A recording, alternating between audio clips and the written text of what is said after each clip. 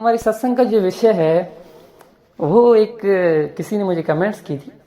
उस कमेंट्स में उसको जवाब देना है। ठीक है, जवाब कोई मेरे ही उसके प्रति कुछ ऐसा नहीं है, लेकिन जवाब देना पड़ेगा क्योंकि संसार में दो प्रकार के मनुष्य हैं।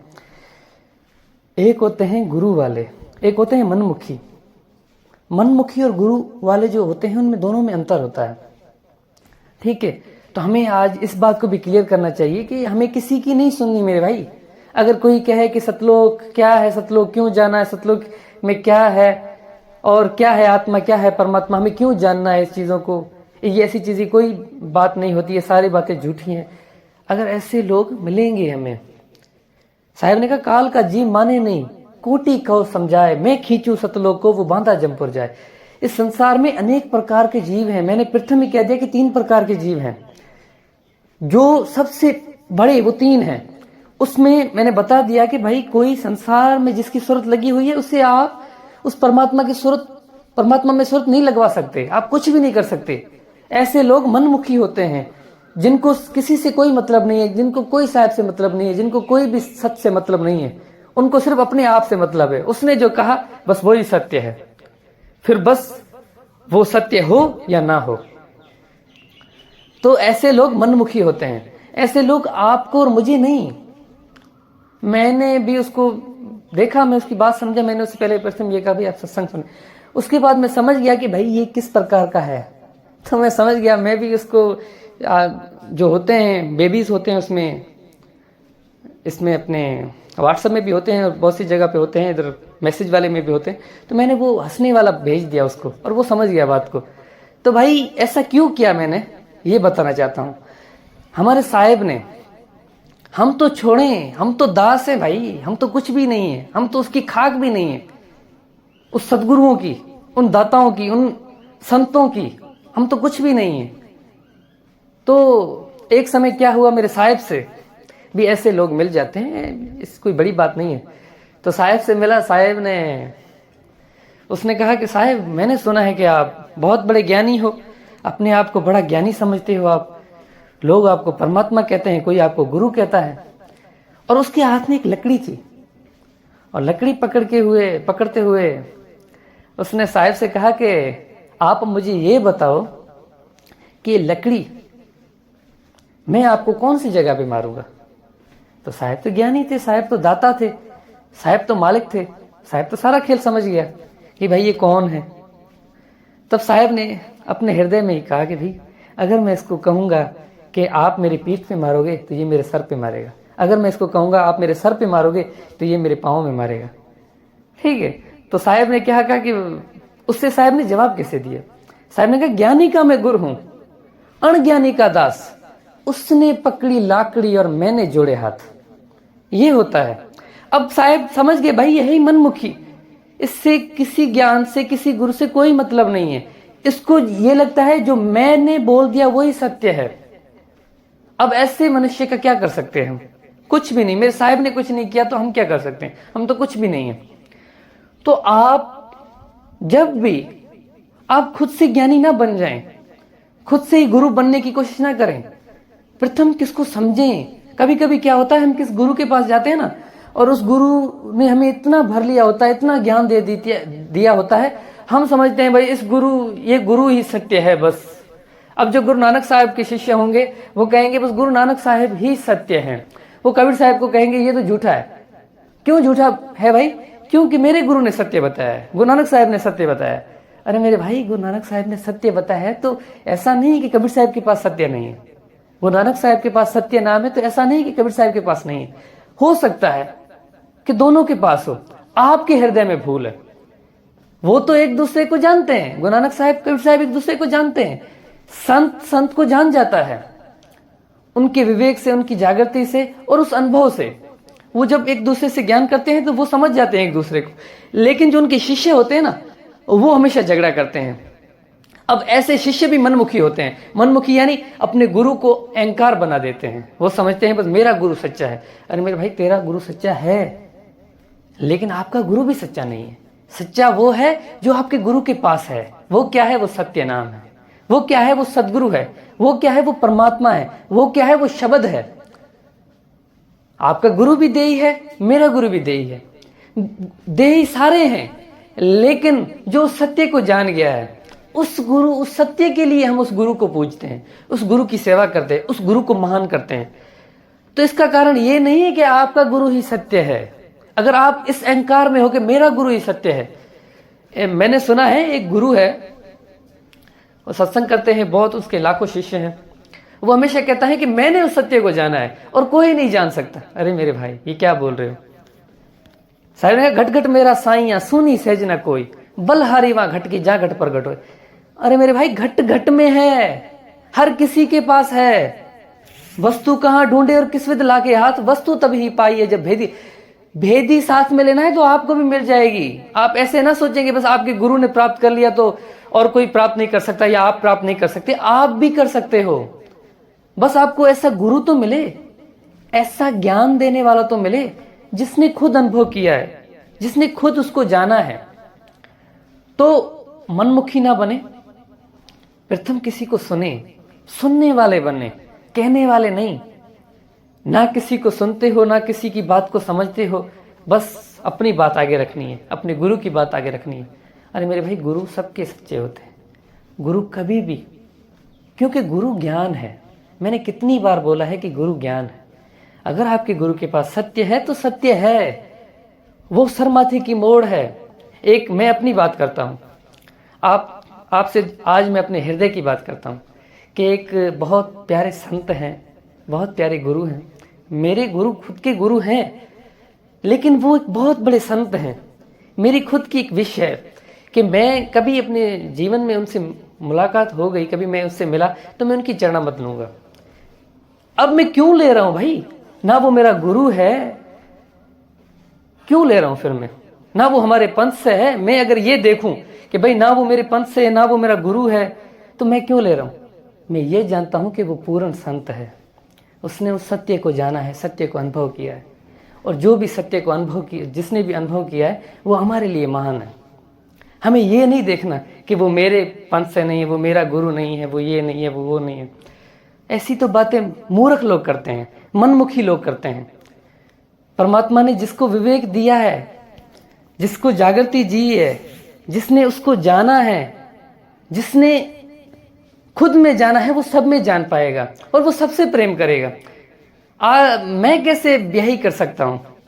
साहिब का एक भजन है ना, मन है इश्क मस्ताना हमन को होशियारी क्या, रहे आजाद या जग से हमन दुनिया से यारी क्या। कबीरा इश्क का माता दुही को दूर कर दिल से। दुही को दूर, दुही यानी ये जो दुही है ना, ये दो का जो भेद है ना कि भी दो है, एक तेरा है एक मेरा, इसको खत्म करना है। दुही तो है ही नहीं, एक ही है। उस गुरु के पास भी वही है, मेरे गुरु के पास भी वही है, सबके पास वही है। वो सत्य नाम एक ही है, एक ही रस है। और उसी सत्य नाम के कारण हमें संतों को, सत्संगों को सुनना चाहिए, संतों को मानना चाहिए, संतों को जानना चाहिए। और जो आपको लगे कि ये संत सत्य कह रहा है, उसकी शरण में रहना चाहिए। ये नहीं सोचना चाहिए कि नहीं मैं तो इस संत की बात नहीं सुनूंगा, ये तो मेरा गुरु नहीं, ये तो हमारे पंथ से नहीं।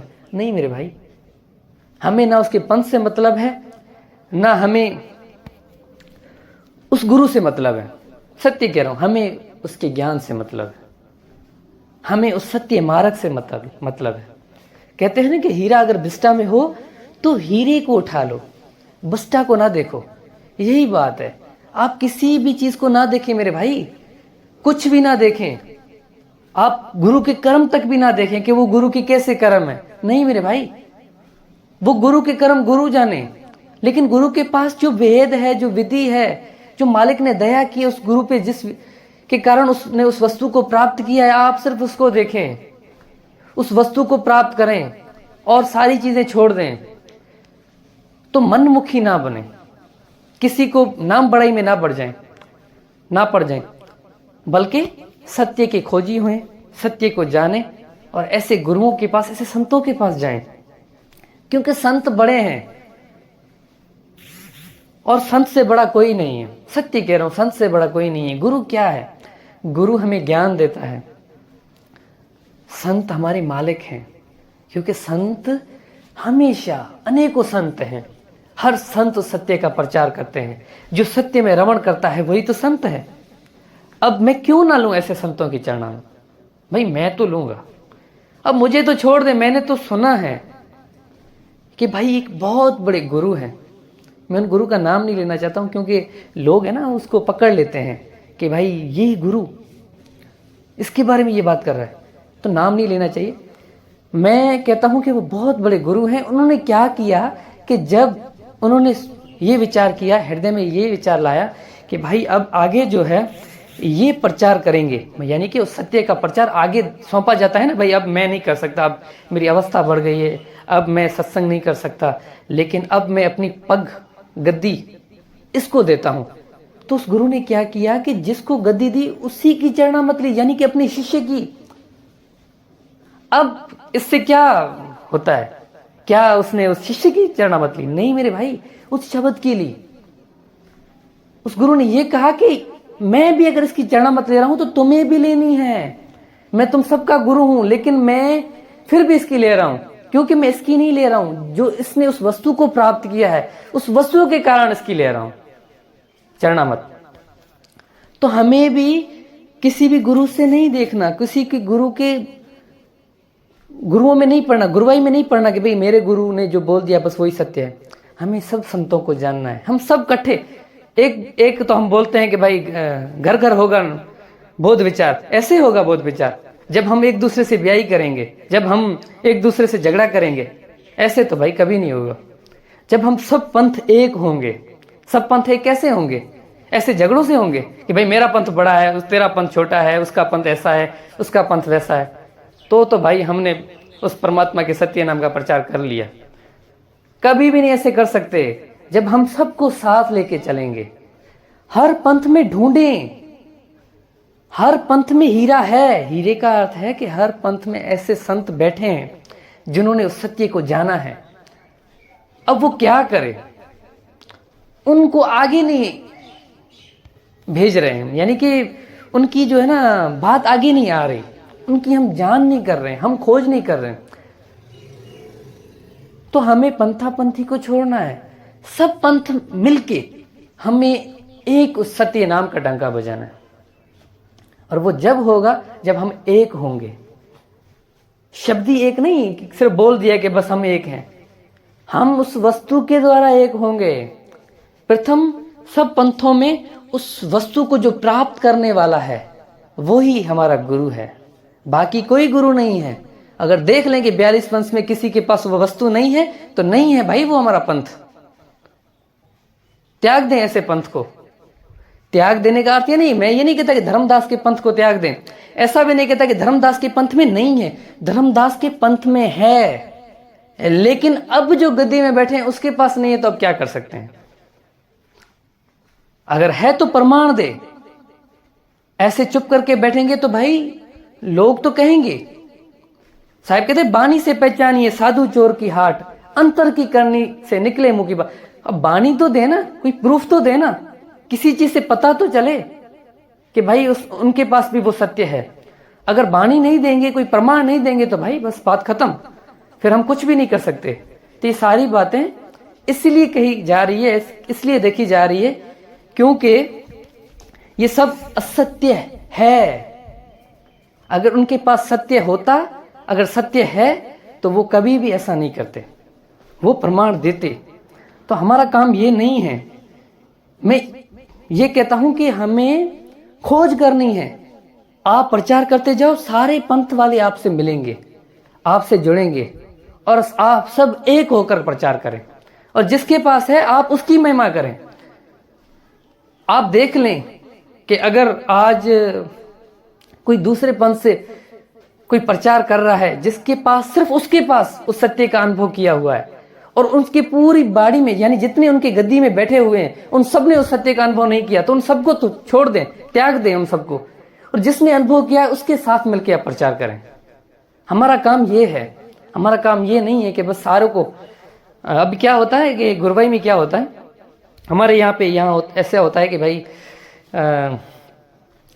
एक जो है ना गुरु है ना, तो फिर उसके जो जितने बच्चे हैं ना उनको भी सारों को गुरु कहा जाता है। भाई ये गुरु है, अब इसके भी पड़े पैरों में पड़ो, इनकी भी जो है वो चरणामत लो या इनकी भी सेवा करो। नहीं मेरे भाई नहीं, जागृत हो जाओ। परमात्मा ने विवेक दिया है, आप सिर्फ उसकी शरण में रहो, उसकी चरणा मत लो। जिसने उस सत्य को जाना है, जिसने उस सत्य को अनुभव किया है, जिसने नहीं किया उसको छोड़ो भाई। परमात्मा ने ये कहा है कि जागृत, आपके पास विवेक तो है, जागृति तो है, या उसकी चरण में जाओ जिसके पास उस सत्य का मार्ग है। बस बाकी सबको त्याग दो, सबको छोड़ दो।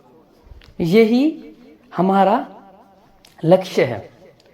तो हमें सत्य की खोज करनी है, मनमुखी लोगों के बहकावे में नहीं आना, मनमुखी लोगों की बातों में नहीं आना।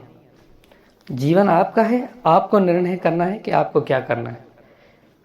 तो बस यही आज की हमारे सत्संग का विषय था। अगली सत्संग हम बहुत जल्द करेंगे। आज के लिए बस इतना ही। साहेब बंदगी सतनाम।